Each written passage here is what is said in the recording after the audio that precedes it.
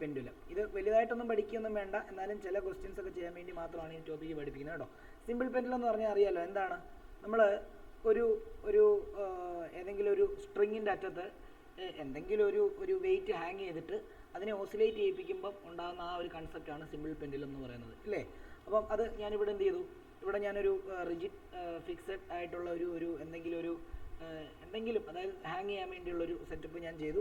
അത് കഴിഞ്ഞിട്ട് അതേപോലെ ഞാൻ എന്ത് ചെയ്തു, ഒരു സ്ട്രിങ് ഹാങ് ചെയ്യുകയാണ്, അതിനകത്ത് ഞാൻ മെറ്റൽ ബോബ് പിടിപ്പിച്ചു. ഓക്കെ, എന്നിട്ട് ഇതിനെ ഓസിലേറ്റ് ചെയ്യിപ്പിക്കാൻ പോവാം. ഇതിനെ ഓസിലേറ്റ് ചെയ്യിപ്പിക്കാൻ പോകുന്നു പറഞ്ഞു കഴിഞ്ഞാൽ ഇതിനെ തന്നെ ഞാൻ ഇവിടെ നിന്ന് കൈ വെച്ച് തന്നെ ഇങ്ങോട്ടേക്ക് വലിച്ച് എൻ്റെ ഇവിടം വരെ കൊണ്ടുവന്നു. വിട്ട് കഴിഞ്ഞാൽ എന്ത് സംഭവിക്കും, ഇത് നേരെ ഇവിടെ പോവും, പിന്നെ നേരെ തിരിച്ച് ഇവിടെ വരും, പിന്നെ നേരെ തിരിച്ച് ഇവിടെ വരും, നേരെ തിരിച്ച് ഇവിടെ. ഓരോ തവണ വരുമ്പോഴും എന്ത് ചെയ്യും, ഇത് കുറഞ്ഞ് കുറഞ്ഞ് കുറഞ്ഞ് കുറഞ്ഞ് കുറഞ്ഞ് കുറഞ്ഞ് ലാസ്റ്റ് എന്ത് ചെയ്യും, ഇവിടെ തന്നെ വന്ന് നിൽക്കും അല്ലേ. ഇതാണ് ഓസിലേഷൻ. ഓക്കെ, അപ്പം ഓസിലേഷൻ എന്ന് പറഞ്ഞാൽ, അല്ലെങ്കിൽ ഇതിനകത്ത് ടൈം പീരീഡ് ഒക്കെ ഉണ്ട്, അതൊന്നും പഠിക്കാനില്ലായിരുന്നല്ലോ അല്ലയോ, ഒന്നും പഠിക്കാനില്ലല്ലോ ടൈം പീരീഡ് ഒന്നും. നമുക്ക് എനർജിയുടെ കേസ് മാത്രം പഠിച്ചാൽ മതി. ഓക്കെ, അപ്പോൾ നോക്കിയോ, ഇത് വേണ്ട ഇങ്ങനെ വളഞ്ഞ് ഇത് വേണ്ട ഇവിടം വരെ എത്തിയെന്ന് വിചാരിച്ചു. എന്നിട്ട് ഇപ്പുറത്തോട്ട് വരുമ്പം ഇതെന്ത് ചെയ്യും, ഇത് ഇവിടം വരെ വന്നെന്ന് വിചാരിച്ചു. ഓക്കെ ആണല്ലോ. അപ്പം ഇവിടെ എത്തുമ്പോൾ ഇത് റെസ്റ്റില്ല, അതായത് ഇവിടെ നിന്ന് വേണ്ട ഇവിടം വരെ വന്നിട്ട് ഇത് കുറച്ച് നേരം നിന്നിട്ടാണ് തിരിച്ചിങ്ങോട്ട് വരുന്നത്. ആണോ? ആണ്.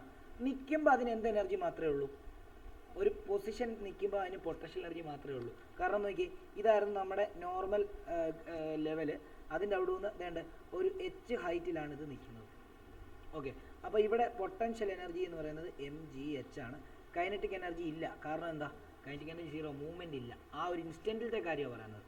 അതേപോലെ തന്നെ തന്നെ ഇതിവിടെ വരുമ്പോഴും എന്താ, ഇത്രയും ഹൈറ്റിലാണ് ഈ ഒബ്ജക്റ്റ് നിൽക്കുന്നത്, അതുകൊണ്ട് തന്നെ ഇവിടെ പൊട്ടൻഷ്യൽ എനർജി ഉള്ളൂ എത്രയാണ്, mgh. ഇവിടെ കൈനറ്റിക് എനർജി എന്തില്ല, കൈനറ്റിക് എനർജി സീറോ.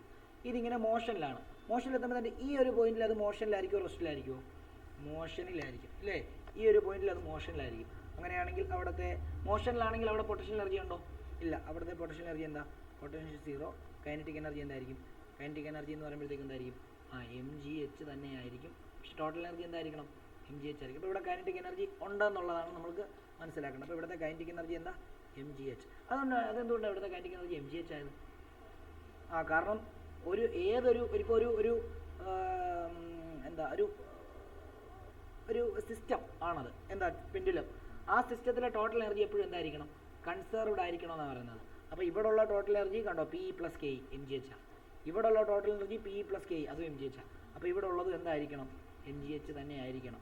അതുകൊണ്ട് ഈ കൈനറ്റിക് എനർജി mgh. ഇവിടെ ½ mv² വെച്ചിട്ട് ചെയ്യേണ്ട ആവശ്യമില്ല. വെലോസിറ്റി ഒക്കെ തന്നു കഴിഞ്ഞാൽ നമുക്ക് ½ mv² വെച്ചിട്ട് കണ്ടുപിടിക്കാം.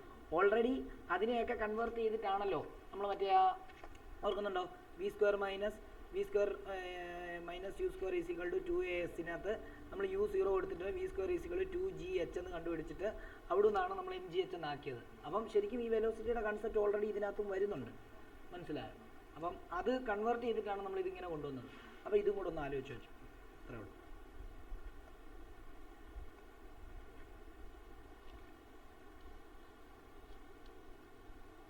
മിഷേലിനും സനയ്ക്കും ഓക്കെ അല്ലേ? അതെ സർ.